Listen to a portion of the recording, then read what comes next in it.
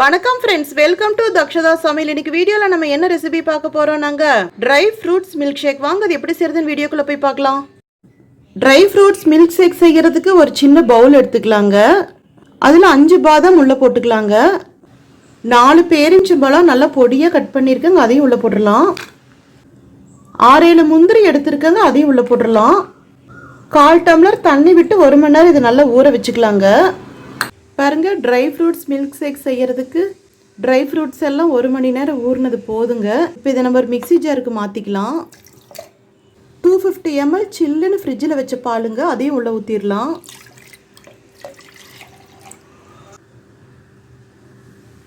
Sugar 1 table spoon போட்டுக்கலாங்க. 1 table spoon நல்ல நாட்டு தேன் ஊற்றிக்கலாங்க.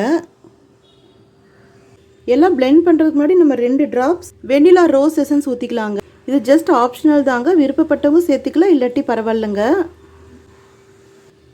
பாருங்க, எல்லாமே சேர்த்துட்டோம். இப்போ ஜஸ்ட் நம்ம 1/2 நிமிஷம் மிக்சியில் இதை பிளெண்ட் பண்ணிக்கலாங்க. பாருங்க, நம்ம மிக்சியில் நல்லா பிளெண்ட் பண்ணி எடுத்துட்டோம். நம்ம முந்திரி, பாதாம், டேட்ஸ் எல்லாமே ஊற வச்சோம்னா மட்டும்தாங்க ஈஸியாக அரைப்படும். டேட்ஸ் நம்ம ஊற வைக்கலன்னா அரைப்படுறது கொஞ்சம் கஷ்டம்தாங்க. அதனால் கண்டிப்பாக அது 1 மணி நேரம் ஊற வச்சு தாங்க ஆகணும். இப்போ இதை டம்ளருக்கு மாற்றிக்கலாங்க.